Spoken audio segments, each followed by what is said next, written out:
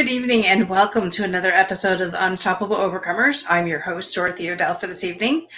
And our amazing Kimberly Genovese, roving reporter, is actually on location in Mexico right now. So she is on base over there doing some work here for Unstoppable Overcomers Productions. And so the latter half of this evening, it will just be myself and our amazing guest, Jerome Jackson. Welcome to the show, Jerome. How are you? Jermaine. Or Jermaine. Jermaine, I'm sorry. Okay, that's I knew that before I said it, and then, Hot Flash came on, and I'm truly sorry.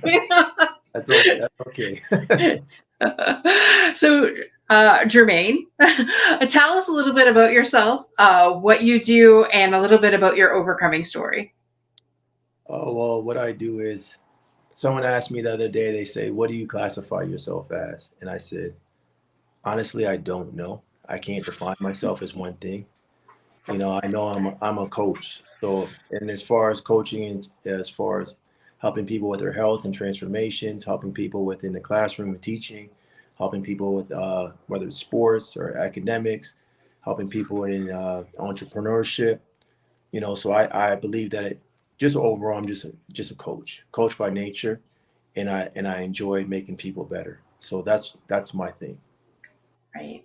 I absolutely love that. And I know that in the pre-interview, like we went for like an hour and a half in the pre-interview. When Yeah, you talk about something, you're just fired up. yeah. And I love that about you. And so a little bit though, your overcoming story right now, you are, I called you a cancer thriver, not just a survivor. If you looked at some of Jermaine's posts on Facebook and stuff like that, and Instagram, like this man is absolutely 100% all for life.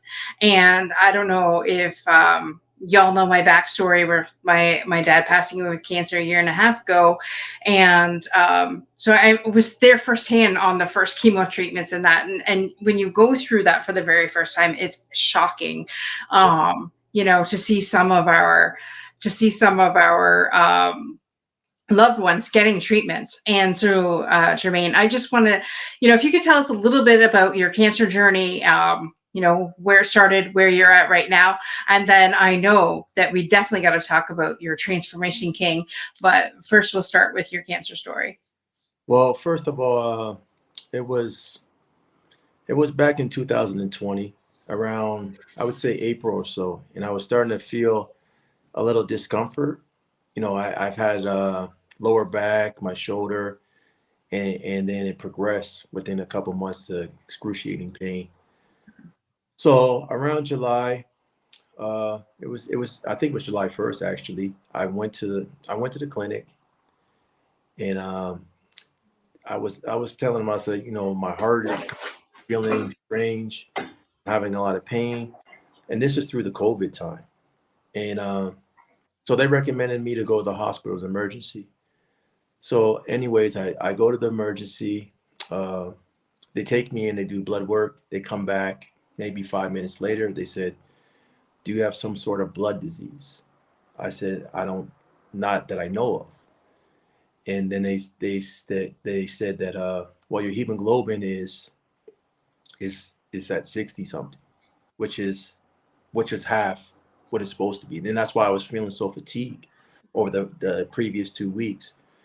So after that, they recommended a blood transfusion because anything underneath the 70 mark, that you have to get a blood transfusion. So I got a blood transfusion, and I was in the hospital from July 1st to pretty much the end of July.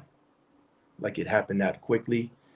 They ran multiple tests, and they diagnosed me as having multiple myeloma, which I had no clue what it was at the time, but I did realize it was a cancer. And right after that moment, something went off. It was a switch in my brain. It went off, and it was like it said, "What do I got to do next? What is it? What do I got to do?" And at that point in time, I focused all my energy into doing what was needed to do, and that was to survive at the time. And just thinking about it and thinking about it and saying, okay, One thing that I could control was my effort. Another thing I could control was my attitude. So instead of being negative about it and saying, well, I have to go through it, I said, well, at the end of the day, I got to go through it regardless. So if I'm going to go through it, I'm going to put a smile on my face. And every day since then, I said, no one will break my positivity. And so far, there's been a couple of times, little incidents that I fell back. But when I look at the 3 years, I would say maybe once or two times that someone got me off my rhythm. and, Right. and that itself makes me pleased and proud of what I've been able to do by just having a positive mindset. Absolutely. So when you were first diagnosed, what was going through your head? Like what, obviously, not knowing, but just what was really going through your head and your heart at that time when you first diagnosed? I was just honestly, I was pretty much thankful, which is very strange because I knew I had something bigger and better in my life, and I knew I was destined to do something huge, and I Yeah. knew that as a kid. I knew that a long time ago, and I didn't really feel that I was maximizing all my potential. I thought I was doing decent, but I don't want to do decent. I want to be great. So that's my focus. I want to be great. So when they Right. diagnosed me with the cancer, I thought immediately and said, "This is the chance to show how great I am. This is the chance to show how strong I am. This is the chance to show how resilient I am. This is the chance to motivate others that are going through the same struggle that may not have the same strength." So I looked at it as a positive, not a negative. I looked at Mhm. what could be instead of what would not be, and Right. I live for that every day. Right. And as a Grow for Windsor ambassador, what does that really mean for you and for Windsor? Well, it means that my positivity played a factor, right? Because there was many people that they could have chose from, and Mhm. I believe I was five of many that have cancer. But the funny thing was, when I was laying in that bed, I said I would be the ambassador of cancer, but I had no idea that these things even existed. But I already put in my head this is what I would be, and this is how I would represent cancer. Right. So when they And gave you've me, been representing it well. I have to say, yeah, just looking at your journey, it's like good for you, going through what you're going through and then representing everybody that has cancer and uplifting them as well as keeping your spirits uplifted. Like, kudos for you. Like, honestly. like to me, I remember when they gave me a call to be the representative, and I was working, I was teaching, and I just knew that it was coming. I didn't know when, but I knew it was coming. And since even before that, I still wanted to represent. I wanted to give people hope.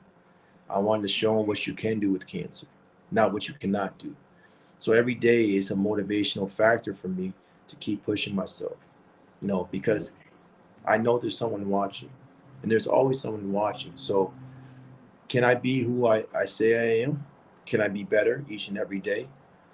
You know, I went from a cancer survivor to a cancer thriver. At one point in time, I was surviving. I was trying to make it to the next day, but I knew I wasn't going to stay in the surviving mode. I was going to Right. eventually take this cancer, run with it, thrive with it, and push the limits. Because how do I know what it can be done? Right. Only way I think it can be done is if someone does it. Because most people Right. they say, I don't think it's possible until someone does it, and that will be me.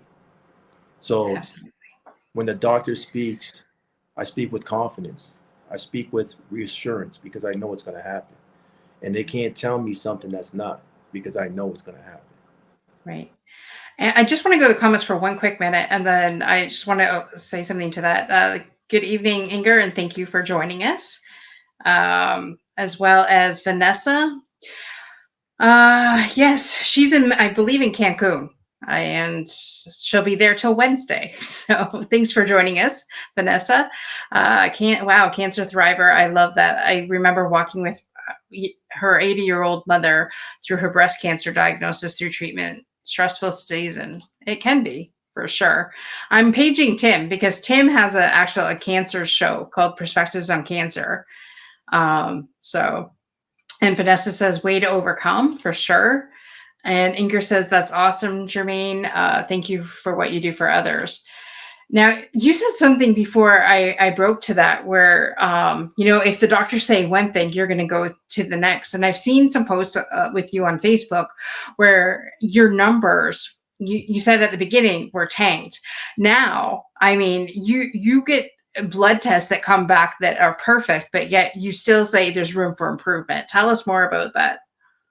Like with me, I have an obsession of just getting better. I really do. And it's not just about cancer, it's just in life. I want to be to Right. do better.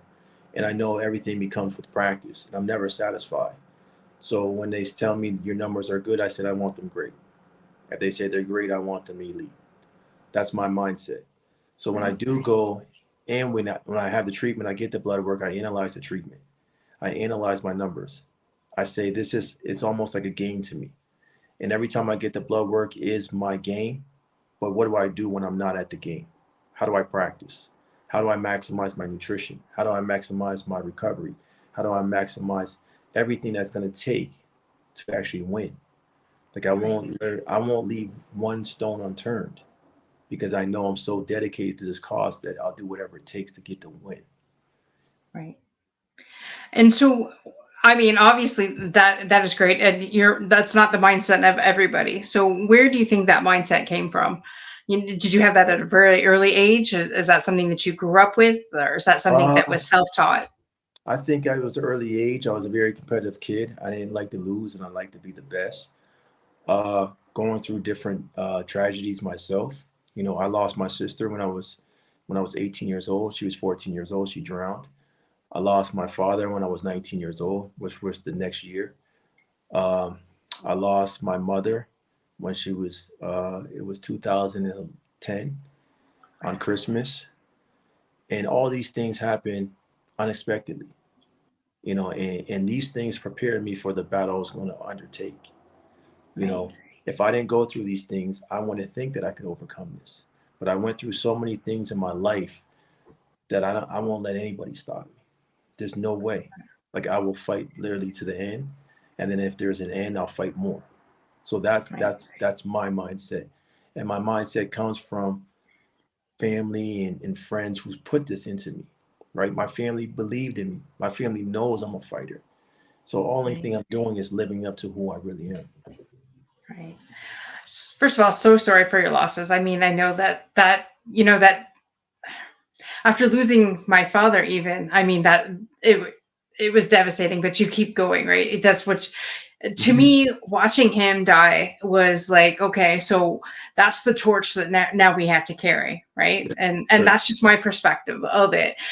He leaves a legacy of never giving up, continue to put one foot in front of the other, a good work ethic, a family's first, Yeah. and nobody better mess with his family, right? And I don't mean immediate family because I think of my entire network as a family.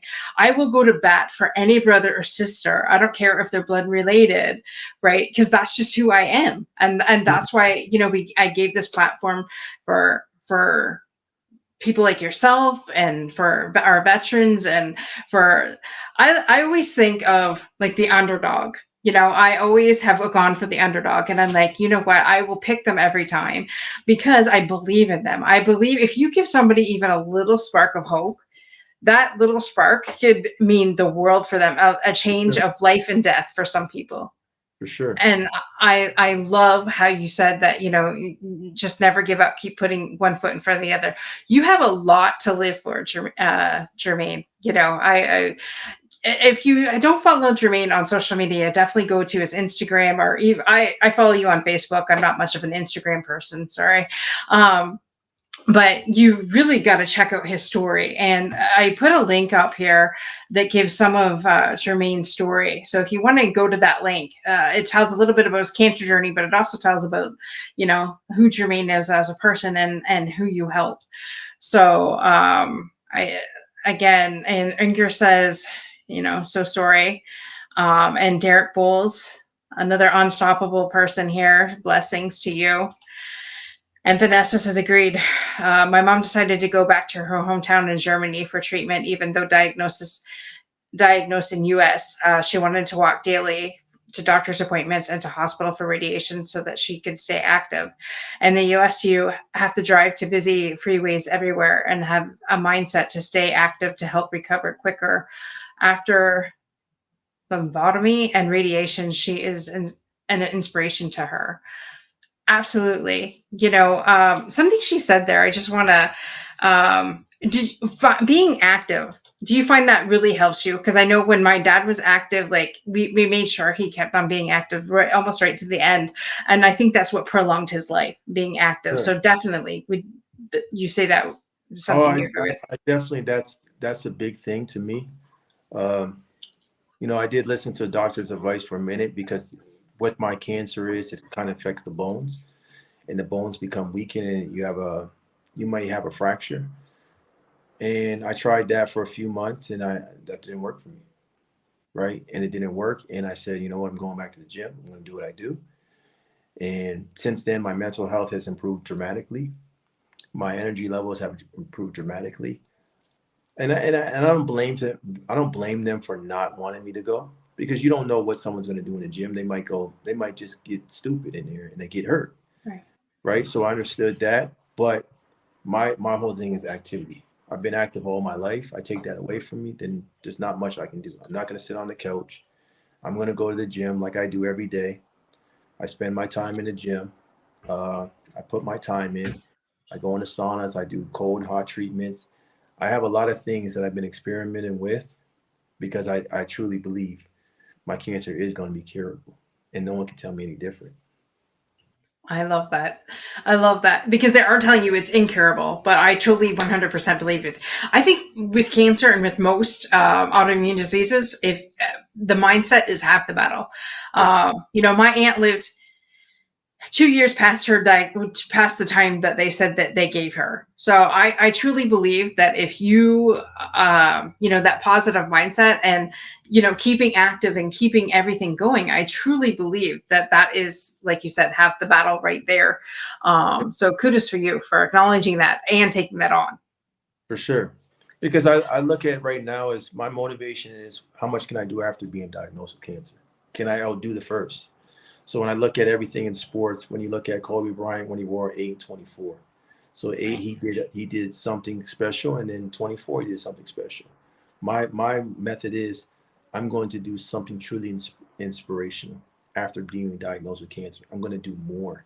I'm not just here. I'm not surviving. When I Right. got out of that surviving mode, that's when I started to thrive. I said, I'm done with just surviving. I will actually use cancer and I will push the limit and I will inspire and encourage and motivate others on my journey. Right. And you truly are. Like I look at your posts and I look at what you put and I'm like, man, this guy is something else. He's like unstoppable for sure.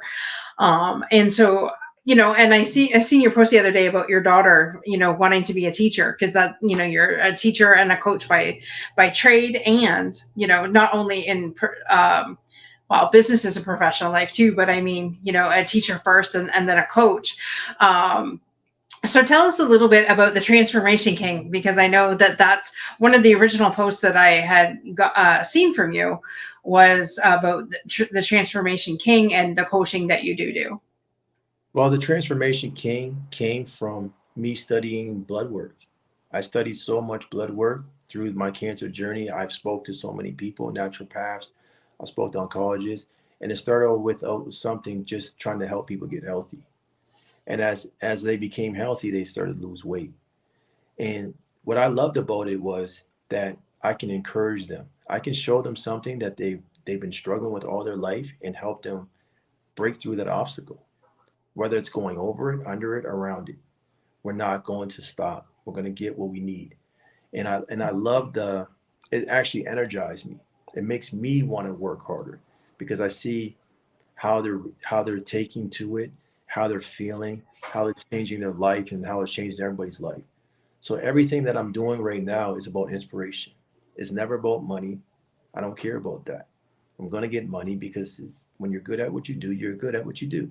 But me, it's more about inspiration. I want to see people reach their full potential. And that's just the coaching me. I want to see you do what you think you couldn't do, and I'm going to help you do it. So that's where it kind of started from.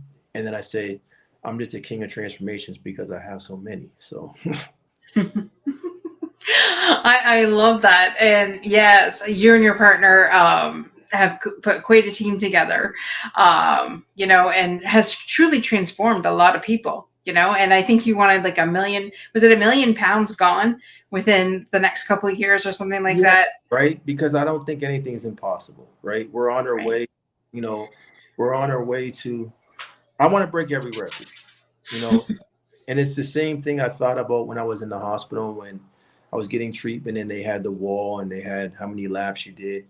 And they said, well, you know what, this person did this many. I said, okay, I'm going to do 10 times as much because I can, right? And it's not to Right. be arrogant because I want to inspire someone else to do one lap. Right. Doesn't matter if I do 1,000, right? That 1,000 lap can inspire them to do one. So if they do one, that's better than none, right? We're not in it to compete. We're in it to encourage. We're in it to motivate. Now, any way I can find a way to encourage or motivate, I'm going to do that because Right. that's been my gift that I've been afforded from God. God has afforded me the gift to encourage, to motivate, and to inspire. He's gave me the strength that most people cannot have, and I got to use that. So if someone Mhm. else is lacking that, they can gain it from me. Right. I love that. That reminds me of a story. We had somebody on our show, Donna Eller, a while back, and she said when she would go in to get her chemo treatments, she would make everybody laugh. That was her thing to do, right? Because some of these people, if you actually had been through the cancer ward, you would see what we've seen. You see some people that look like they're going to die tomorrow, and then you see some people that are a-okay, and they're just sitting there with that energized look. And so she would go in and she would bring, I think she said donuts, but I could be wrong. Don't remind me. It's been a while since she's been on. But she would go in and say, okay, people, we're killing cancer today. And so I remember when my dad was first diagnosed, I said, okay, Dad, we're killing cancer today. And his last treatment, as I walked out because it was still part of COVID and I had to leave him by himself in his last treatment, I said, remember, we're killing cancer today, Dad. And then I had to walk out. And I still remember that. I still remember what she said and how she inspired somebody in that cancer ward. Like she's from Michigan, but it doesn't matter where you're at. It doesn't matter if you're from Windsor, Ontario, like we are, or whether you're from Michigan or whatever.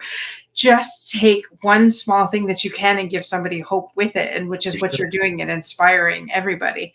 Um, I love that story. I still get choked up once in a while when I remember that story because it's just Mm, what could we do today to help somebody tomorrow in their journey, whether it's cancer, whether it's, going through divorce or whatever it is, the mountain that's in front of you, how can we move that? for sure. You know, and would you say like prayer is a big part of your regiment as well? For sure. Because just knowing something's bigger than me, right? And giving the thanks and praise to God. Because without God, I wouldn't do what I do.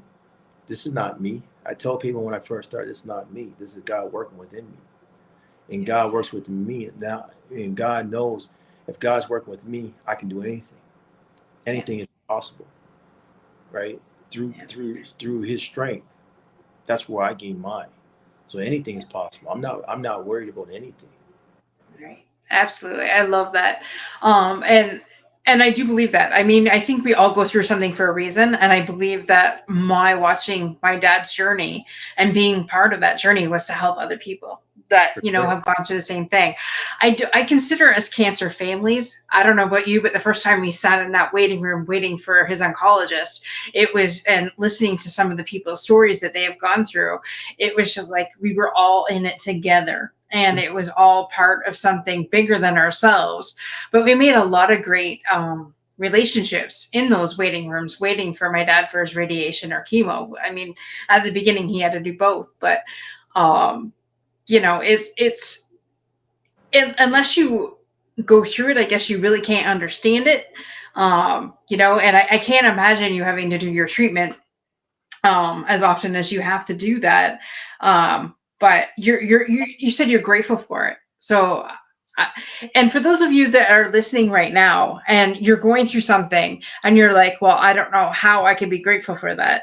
Well, you're alive. You're still Sure. breathing. For You're on sure. the other side of the dirt. So while there's breath, there's hope. For sure. And I kept saying that right to the last minute with my dad, where there's breath, there's hope, because God can change anything. For sure. And I don't even think I even entertained the idea until like 2 days before he passed away that this was it. Because in my mind, he was going to bounce back. Hmm. Sure. He has before. The man had 9 lives, right? Yeah. So, Sure. and so why not? So I love that when you said you were grateful for it. Tell us a little bit more about that. Like, how do you start your day with gratitude each morning? Or do you have a morning routine that you do? Tell us Yeah. more about that. Usually my morning routine now is I wake up, I'll do some breathing, deep breathing, which helps relax me, gets my thoughts where it needs to be. Yeah. I've been applying that for the past month, so it's been really effective. I'll take a hot and cold shower, so I'll take warm, and then the last 2 minutes I'll turn it to cold. That plays a big factor. I will. I would pray, and I just thank God for giving me another opportunity. And then after that, I would go for a walk, get some sunlight. It's crucial for your sleeping pattern. So I'll go outside. Maybe if it's hard now because I wake up before the sun comes up. But usually, if the sun is up, 30-minute walk. I'll get that. I'll reflect on life. I'll think about what I'm going to do. I'll come back. I'll prepare my breakfast, and then that's how I start off my day. Right. See, and I believe every champion and everybody that does power plays, and what I mean by power plays is something there's something bigger than yourself, and you keep going and you don't give up. And so everybody that I've talked to that has that mindset, that positive mindset, is they always start their morning off right. Right. And and myself included, I'm up at 4:30 every morning, sometimes 4:10, depends on when God gets me up. I do 5 to 10 minutes of meditation. I have this new study that I'm doing called A Course of Miracles. So I study that. I do my gratitude 5 a day minimum.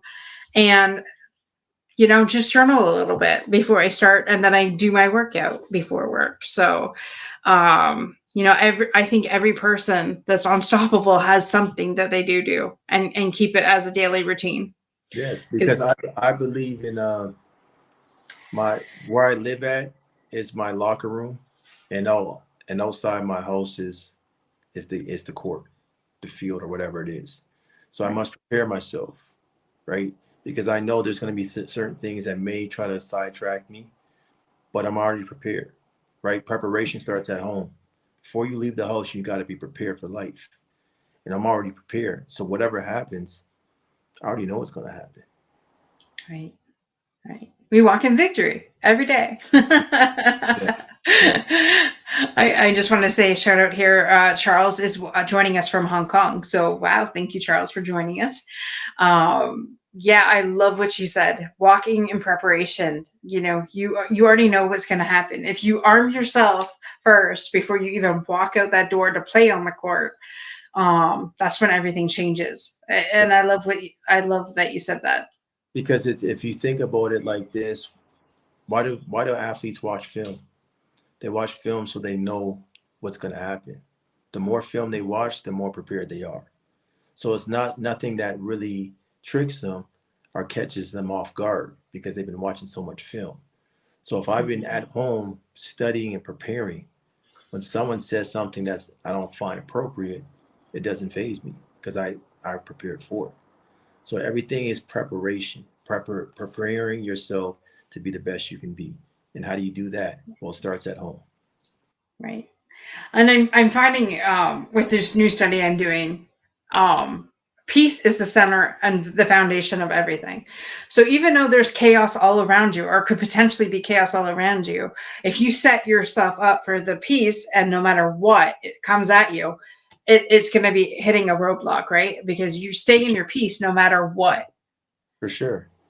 So it's almost like, I look at myself as water, right? And water cannot be disturbed, right? I'm not, I'm Yeah. not, I'm not like pop. I'm not, no, I'm water because even if you shake it, I still stay calm. So even through all the things that I had to go through, stem cell transplant, all these things, I was still calm because I Right. knew. So that's how I look at things in life and saying, okay, how can I control my emotions? Like that's the biggest thing that I feel that it's hard for us to control because if Mhm. something happens in our life, we think is nothing's going to get better. Are we panic? Are we, like through COVID, people were panicking and grabbing things and taking things and not realizing there's plenty of things there for everyone. Yeah. Just like there was before, there will be now. Exactly. Yeah, and funny that you said that. Our toilet paper shortage here in Windsor when the pandemic first hit because of all the people going to Costco just stock up on toilet paper, and I bet you they still have the damn stuff at home.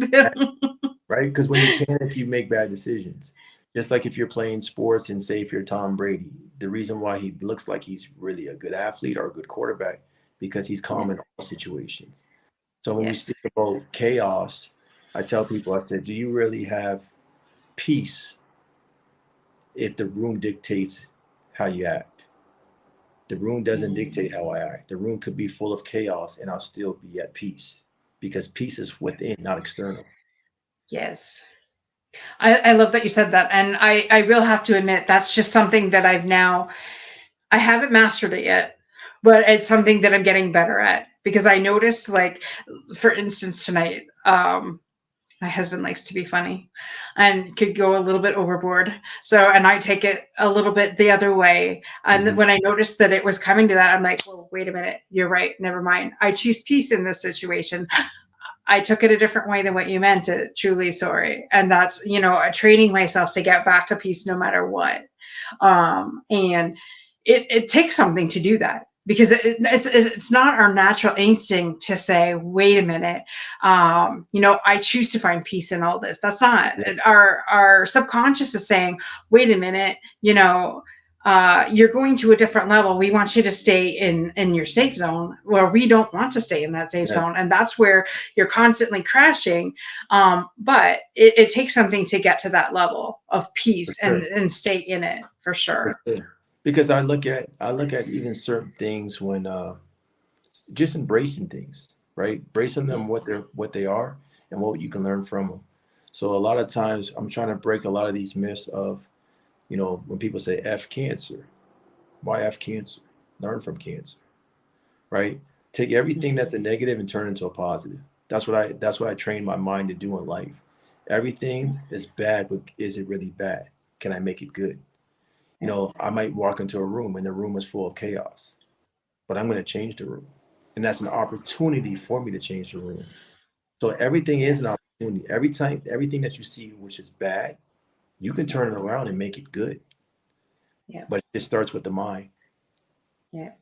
I absolutely love that. You're right because it could, if you find good in everything, um, like even in broken relationships, what did I learn from it? I've always said since I got healing from 15 years ago relationship, I'm just like, okay, nope. What did I learn in that moment? You know, what can I take away? How can I help that to help others? And for me, it's never, I don't never fail. I always learn. Exactly.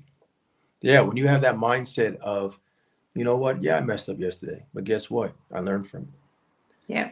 Right? Yeah, I didn't do something at the highest levels I could, but guess what? I learned from that. Yeah. So with me, a lot of times with me is I try to focus on and say, never make the same mistake twice. Hmm. Literally. Now I don't mind making it once because I need to learn from it. But Yeah. making it twice, that means I didn't learn from the first time. Right. Yeah. You're right. And I know a lot of people that have the F cancer mentality. And I'm not going to say that at one point I didn't have that, like, Sure. really, right? Because, when you watch somebody you love die from it, Of course, it takes something away from you. of course, But at the same sense, like you said, even in that week, we were like, okay, what can I learn from this? Why are we going through this? And I said to my mom, I'm like, we are going through this to help somebody else. for sure. And I held my dad's hand as I said it. Now he wasn't completely coherent, but whatever. And my mom says, "Well, I'm glad you feel that way. Right at this moment, I'm not there yet." And I'm like, "Well, that's okay, Mom. Whether it takes you a year, whether it takes you 5 years, 10 years, it doesn't really matter as long as you get through to the other side. Quicker the better, obviously for Yeah, herself.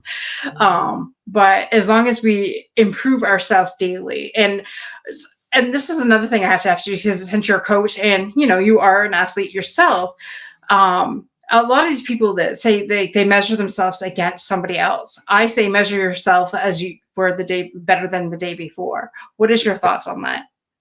I definitely believe it's you're almost competing against yourself.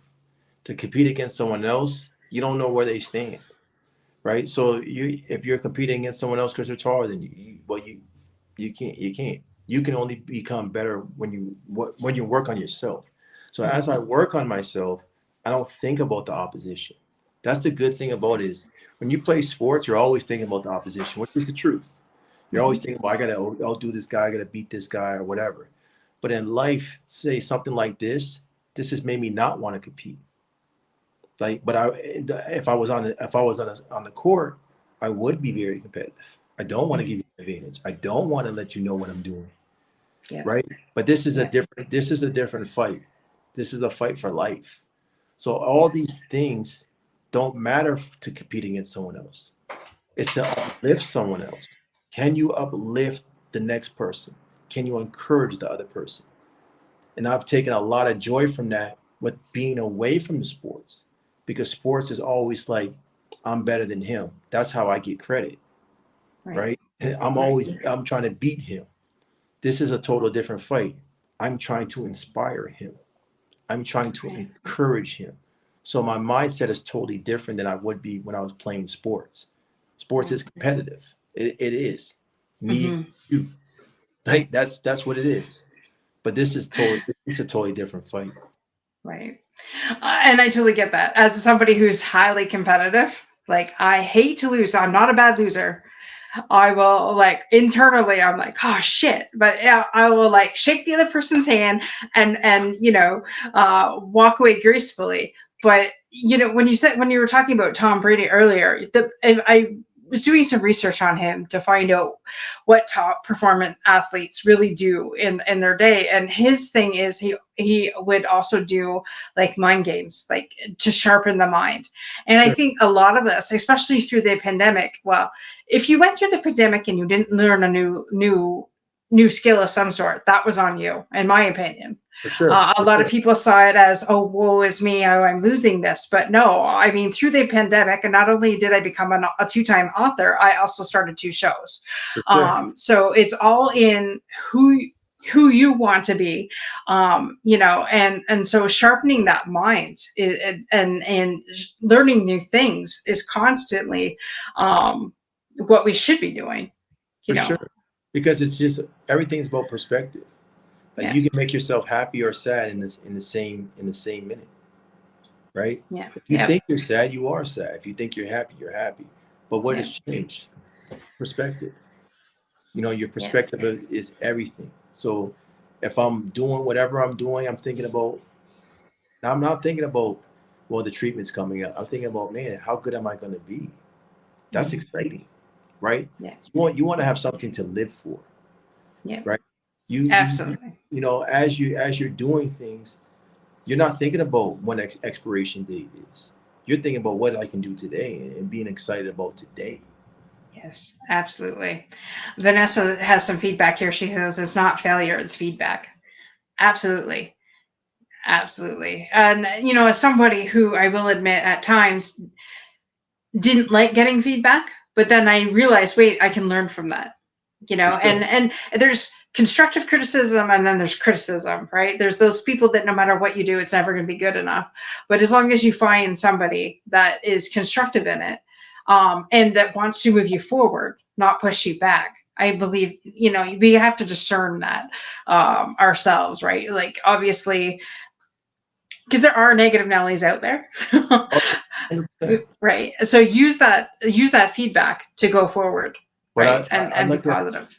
I looked at it like this. I talked to a guy yesterday, and I said, I'm a coach by nature. A good coach pats you on your back or sometimes kicks you in your butt.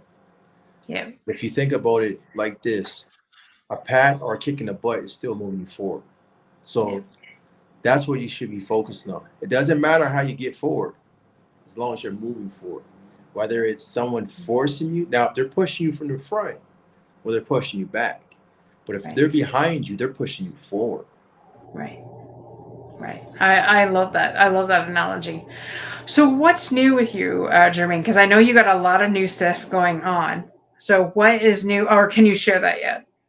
Well, what I plan on doing, like at my daughter, she wants to be a teacher, so I said, let's do it now. So what? You're 9 years old. You can teach better than half the people out there because guess what? You can relate to the students. You can relate to the children.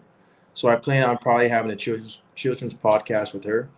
I'm gonna do it really big. Uh, I got a book that I'm working on, and then I got a documentary, and I got the transformation stuff, and I got some other things brewing up. So like, Right. right? And people say all the time, you're doing so much. I said, I'm no man. I need to do more. I told you guys when I'm getting out the hospital bed, I'm going to drain all the juice out of that lemon, and I'm going to do it. Yeah. Oh, I truly believe it. And you know what? For those people that say, "Oh, you're doing too much," I totally get where you're at because I mean, I work a full time job. I run two shows. I run a household here. Plus, I'm a co-chair for a veteran organization. And the reason why, and my aunt goes like, "You make me tired just listening to what you do in a day," and I'm like, okay, but the thing of it is, God put me here for a purpose and a plan, and it wasn't for me. And I think it's selfish to keep all my things to myself, and that's why Yeah, I'm out here helping people and sure. giving them a space, and and continuing to move forward. That doesn't mean that some days are hard, and some days I just would rather come home from work and just sit on the couch and watch TV with my husband. But that's not me. I mean, that's I've got goals, right? And so when you have goals and it's bigger than you because you like I want to help the world. It's not just one person. For I'm sure. not just I'm not just helping Windsor, Ontario, where we're both from, and it's actually really nice to have another Windsorite on the show. I mean, I've had a couple on, so thanks for joining us here.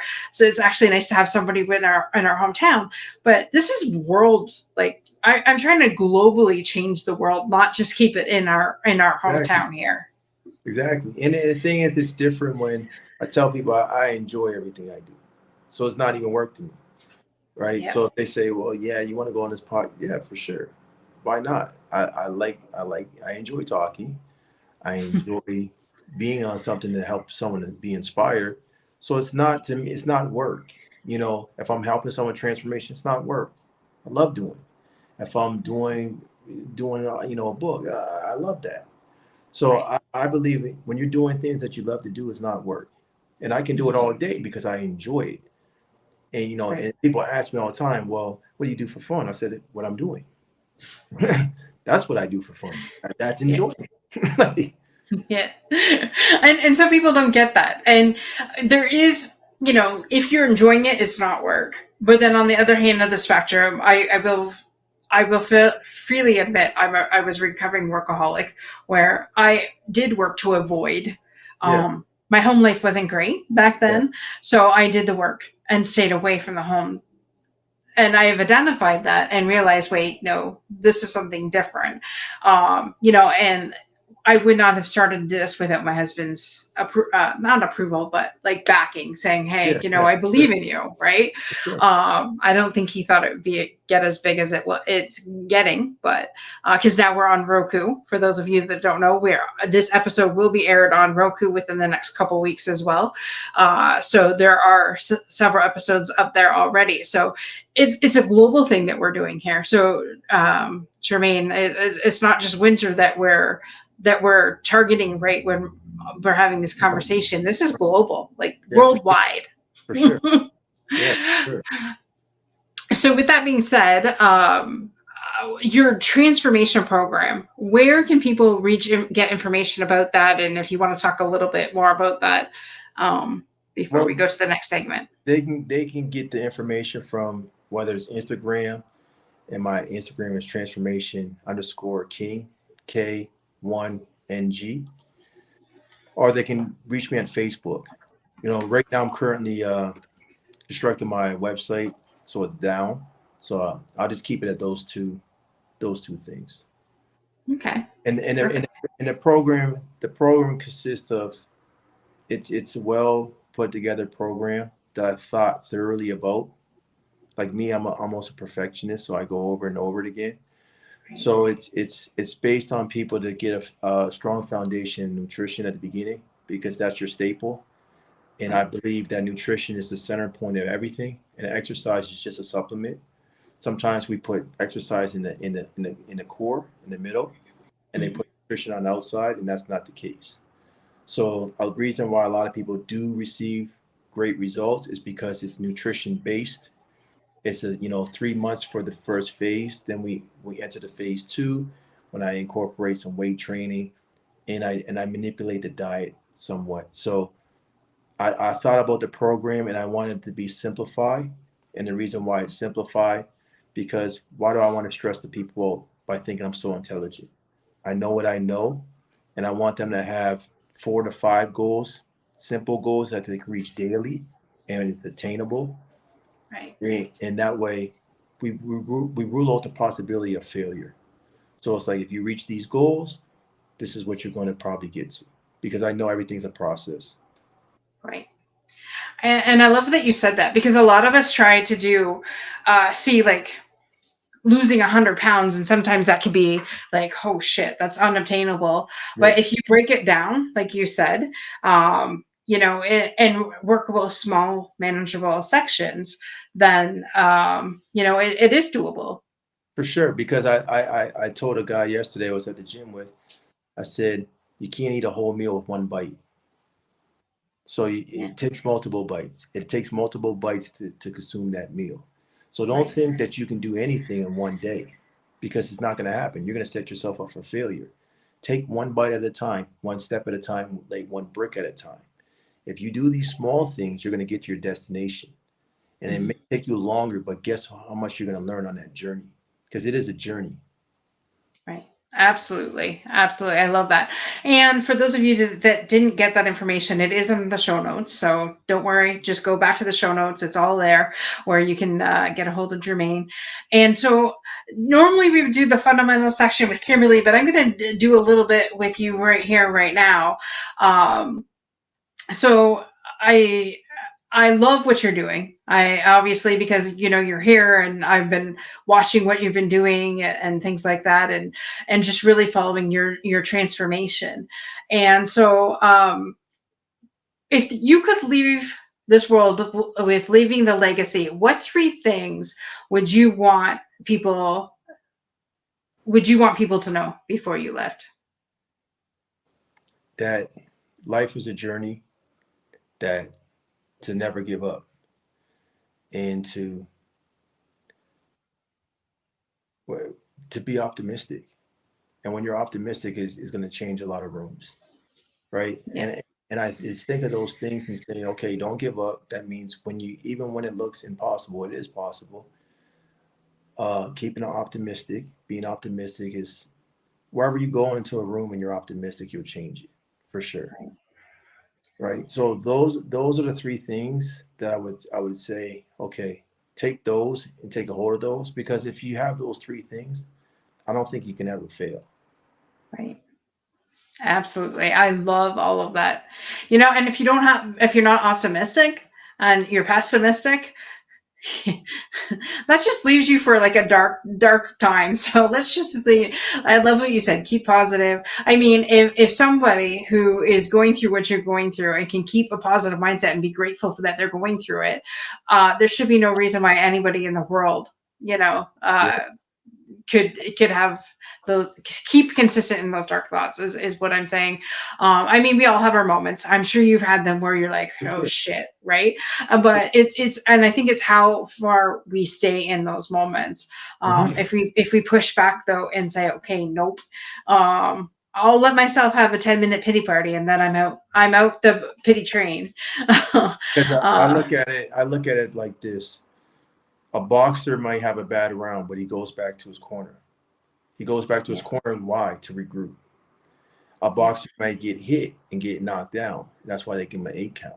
But you take that 8 count, learn from what landed you on the ground, and now you come back fighting more. yeah. So these are the certain lessons that you can learn from, even sports wise.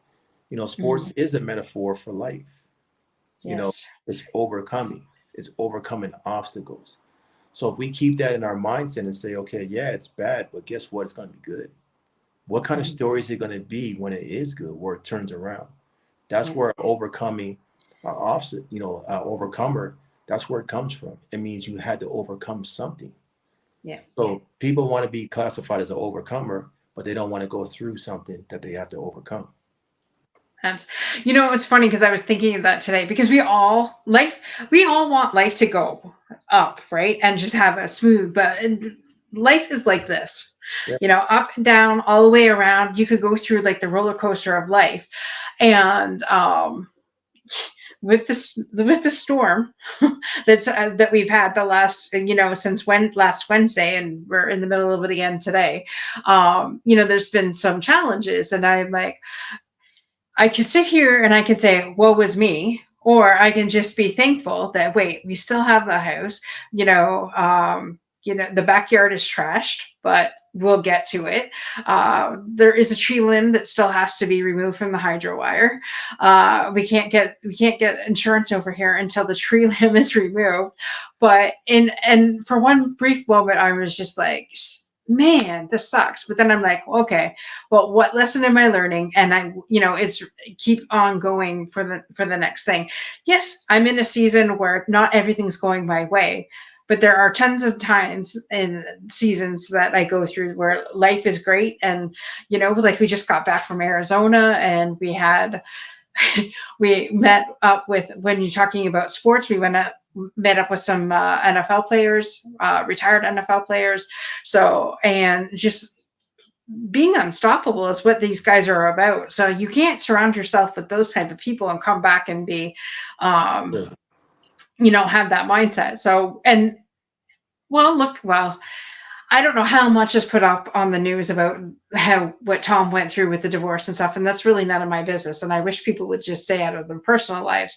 But when you're going through that, and going through what they have to go through on the field, and being in that mindset, pushing all that away as you're going through, we have all these things come like the storm, or this bill that can be paid or whatever. But if you keep pushing through, I'm just having this tunnel vision as I'm talking to you. You're like a great opening here for me.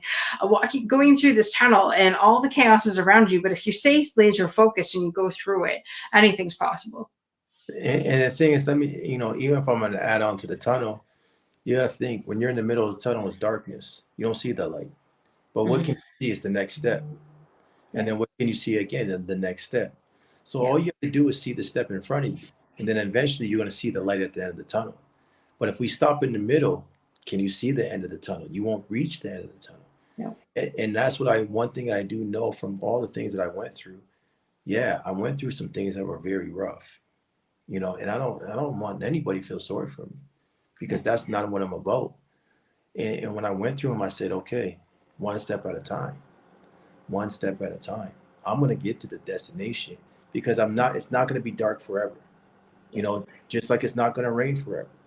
yeah, Sometimes it's going to be cold, sometimes it's going to be hot. Embrace them all, enjoy them all, because each of them make the other one that much more gratitude with. You're so right, much more happy with it. So that's what I always stress to people. There is contrast in life. yeah. There's high, there's low. They did that for a reason. There's hot, there's cold, but they're both equally important. Yeah, I love that you said that. I just had a thought when you were talking and it kind of went away. So excuse me, because it was great, but then it's gone. That happens. I blame it on age. I blame it on menopause. I don't know. I just blame it on myself for, not. I usually take notes, but I'm getting better at just being present to listening to what you have to say, and being, an effective listener, and instead of copious notes. But I think you so much for coming on here and sharing your wisdom. I mean, there is a lot out of this episode, that you brought to the table, and we just so appreciate you for taking the time out of your schedule, and we appreciate everybody that showed up in the comments. Vanessa's last comment here is negative mindset leads to diseases. And I can't tell you how many times lately that I've heard that, where dis-ease is disease, and a lot of people blame that on getting certain things. But if I had to look at my dad's life, I mean, that man was uptight a lot of the time, Yeah, especially yeah, growing up. And he came with a generation where he was the oldest of five, and my grandfather made an example out of him. And if he didn't toe the line, like, he was gone, thrown through the door. And nowadays that would be child abuse, and the father would be hauled off to jail. But there's a lot that my dad went through in life, and a lot of it was self-inflicted, because he would get so, hyped up and emotional. My dad had a heart of gold. Trust me, he'd do anything for his family. But I see now where, the disease in his body could have given him the cancer. Well, and smoking 2 packs a day, getting lung cancer. I mean, yeah. to me it was a no-brainer. But I can see where Vanessa's saying that, and some of the things that people say. But uh, what are your thoughts on that? I just think about everything is about detoxification. So that could be detoxing through your tears, not holding in, Mhm. right? Not trying to be so strong. And being, growing up, I didn't want to shed any tears either, because it was shown as weakness. But as I Mhm. got older, I realized it's not bad to cry, right? That's just detox. It's not bad to, when you're sweating, that's good for you. It's healthy, Yeah. right? Everything, Yeah. when you're detoxing, you're getting rid of the toxins within you. So instead Yeah. of keeping those tears in and making yourself more upset, release them.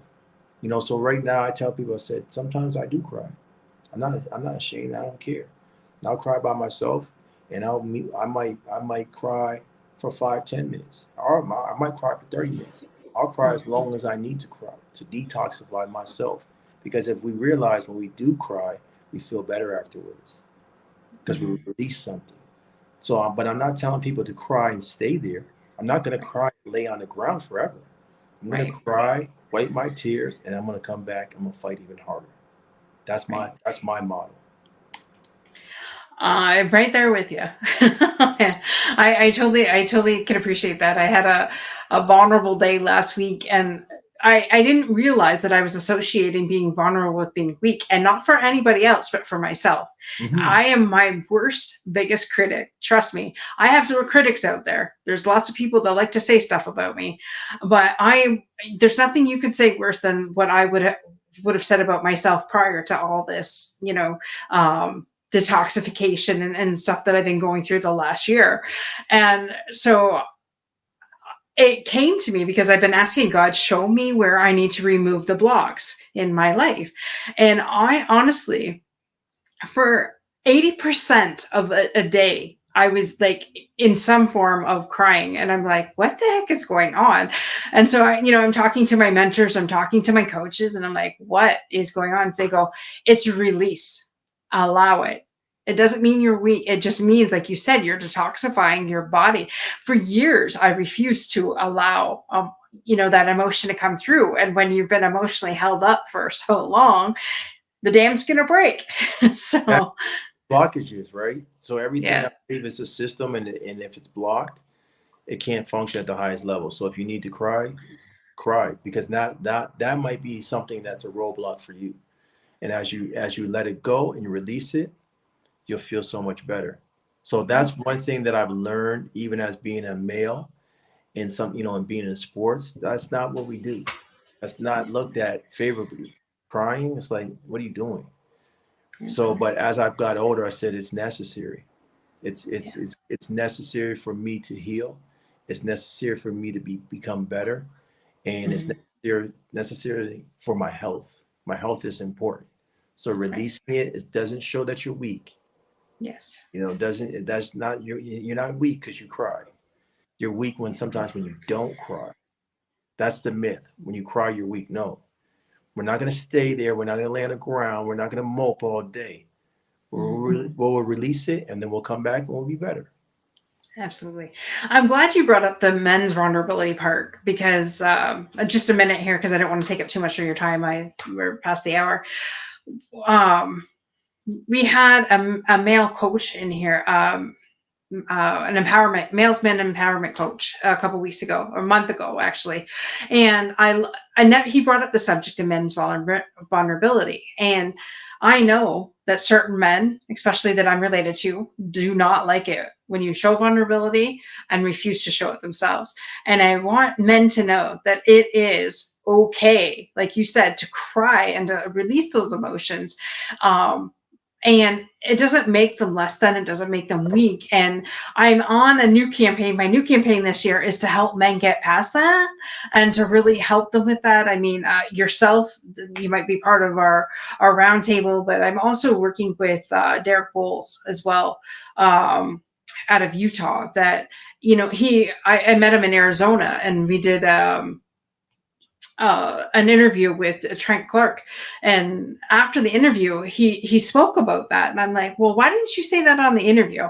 I said, but better yet, you're not supposed to say it on that interview. You're supposed to come on our show and we'll talk about it. But I would love to see that this be the year that we help men through that, Yes. because yes, women, some women have been had to be, powerful in order to survive in a lot of different things.